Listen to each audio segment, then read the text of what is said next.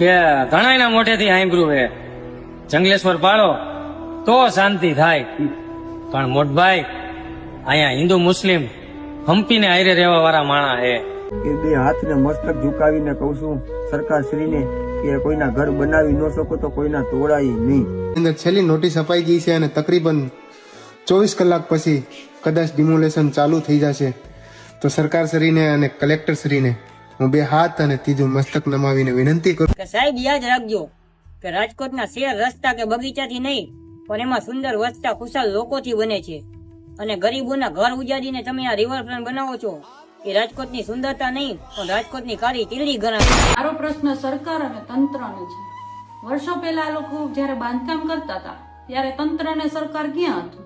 Ma'am, અને અહીંયા કોઈને મકાન બી ભાડે નથી દેતું. અત્યારે હસનધારા એવી છે કે કોઈને મકાન બી નથી દેતું. એવું નથી કે હિન્દુને દે છે, હિન્દુને નથી દેતા. અત્યારે બધા એ જ કહે છે કે હિન્દુ મુસલમાન બધા એક જ છે. અહીંયા બધા હળી મળીને રહેવા વાળા છે. કે નાનકડી એવી ઝૂંપડીમાં એના ઘણા એવા સપના છે, તો સરકાર શ્રીથી એટલી અપીલ છે કે એના રહેવા મૂળતું એને નાનકડી એવી જગ્યા આપો અથવા એને સાથ સહકાર આપો. એને એટલી જ મારી અપીલ છે.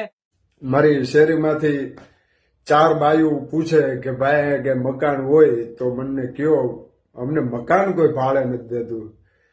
જંગલેશ્વરનું નામ સાંભળે છે ને કોઈ મકાન ભાડે નથી દેતું.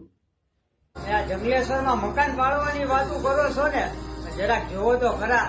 ત્યાં માણસો ટકનું લઈને ટકનું ખાવા વાળા છે. એની બદદુઆ નો લ્યો યાર.